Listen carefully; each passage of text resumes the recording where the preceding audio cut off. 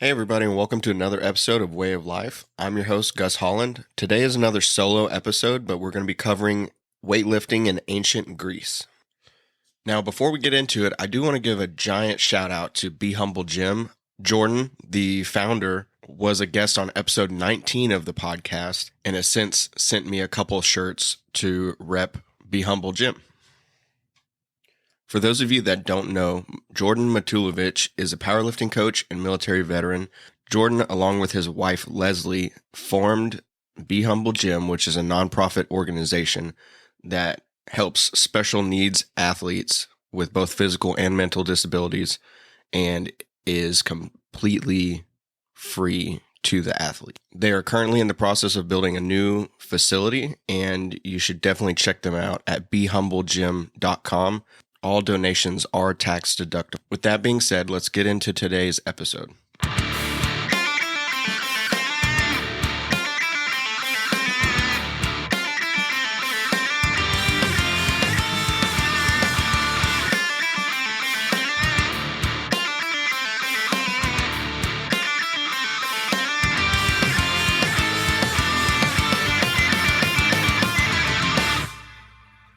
Greek exercise and weight training can be traced back as far as 3500 BC, but didn't really get well documented and openly available to the public until over 1,000 years later. Exercise and weightlifting was not considered a sport in the very beginning stages of ancient Greece.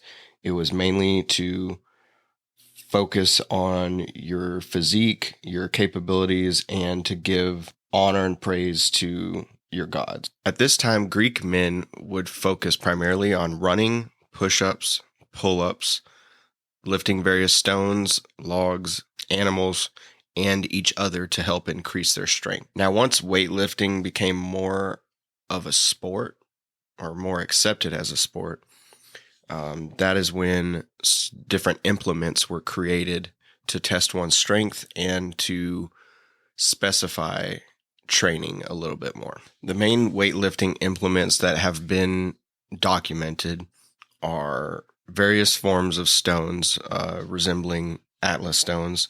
The highest weighing documented stone was 316 pounds, and it was actually, once it was successfully lifted, was engraved with a message claiming who lifted the stone. The man's name was Bybon, Bybon.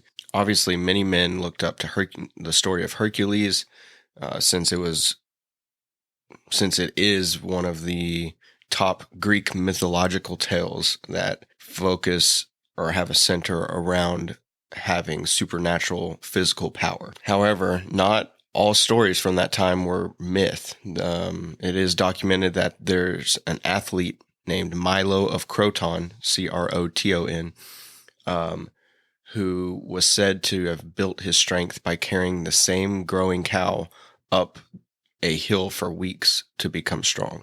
Basically, the cow is constantly growing, and each week would be heavier and heavier, and that is how he increased his weight load. Socrates was quoted as saying, "What a disgrace it is for a man to grow old without ever seeing the beauty and strength of which his body is capable." This is just a quick glimpse into the perspective and thought patterns of Greek society at the time. Now, the Stone of Babin can be seen exhibited at the Museum of the History of the Olympic Games of Antiquity in Olympia, Greece. The rock is actually a block of red sandstone with 2 deep notches carved into it. This is to be used as a handle, and so the rock can be used as a free weight. The inscription on the stone reads, "Bybon, son of Phola, has lifted me overhead with one hand." Another amazing and very interesting lifting weight that was used in ancient Greece is called a halter, with the plural being halters. These are normally held one in each hand, and you would run with them to do a distance jump. And right before you go for your long jump, you would swing these to create a pendulum effect and increase your distance on the jump. These were primarily used for training. However, they would, for example, if they were doing 3 jumps for distance, they would often do the first jump with the halters and then drop them and do the second and third without them. Now, these stones would weigh anywhere between 2 and 9 kilograms apiece. That is between 4 and 20 pounds, and were often cited for adding anywhere from 7 inches to 10 feet to your long jump total distance. This is all obviously depending on the weight of them, your proficiency with using them, etc. The closest thing I could really describe them to is if you took a circular stone, broke it in half, and carved a handle towards the top of them, similar to a dumbbell, but off that the handle is off center. Now, all of this training would eventually lead to more and more competitions, not only between men, but between cities.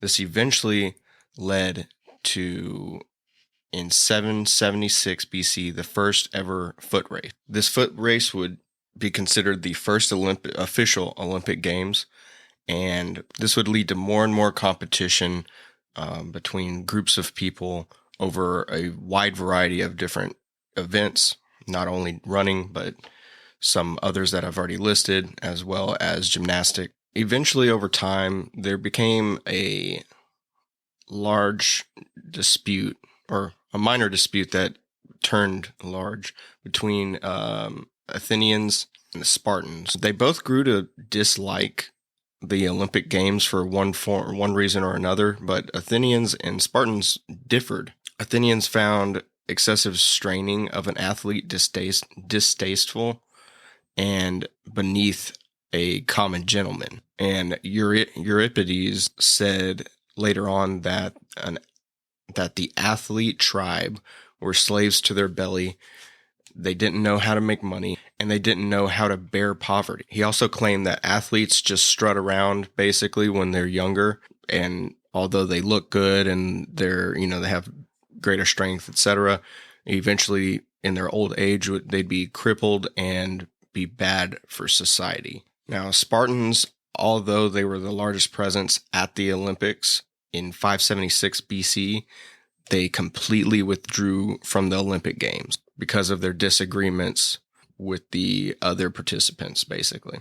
Around this time, people started to go as spectators, and many different things were incorporated into the Olympics. Various forms of arts and poetry would be added to entertain the crowds between events, which in my opinion isn't a bad idea because you obviously want the spectators to be entertained. But the Spartans were very against this. They were very much more regimented and didn't see why arts and poetry and things like that needed to be added to a sports event. This led to a very, very much an athlete versus soldier mentality. Spartan drills were created, basically regimented exercise to specifically get someone trained for combat or war.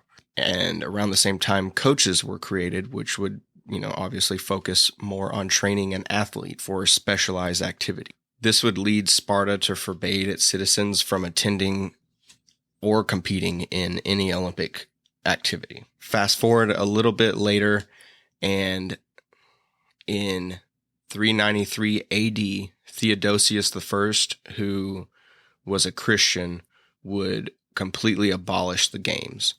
The last winner of the Olympics in this time period is an Armenian knight named Verisdod. The first gyms in ancient Greece function as training facilities for competitors in public games before the Olympics. It was also a place to socialize and engage in intellectual pursuits. This would often be debates, or sometimes various intellectuals, which they called men of letters, would give speeches. The term gymnasium came from the ancient Greek term hymnos, meaning naked or nude.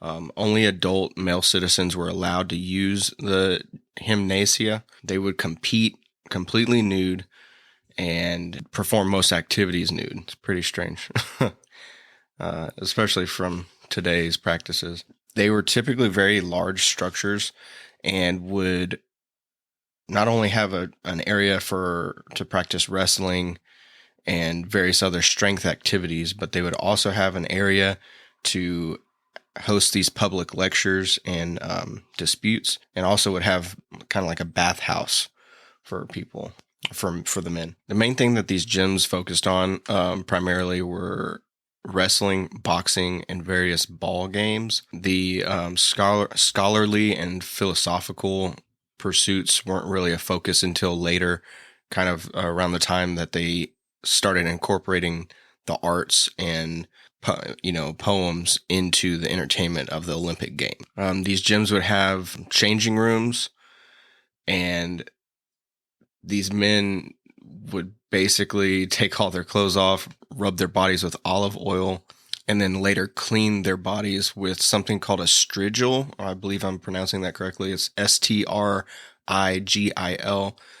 This is a tool for cleansing the body by scraping off dirt, sweat, and oil. This was primarily only used in the bathing cultures of ancient Greek and Roman people. As far as the organization of these gyms go, the only people permitted were men over the age of 18 who specifically wanted to train in these various physical exercises. They were supervised by public officials that were called gymnasiarchs, if that's, or I'm guessing in their pronunciation, it would be gymnasiarchs, I believe.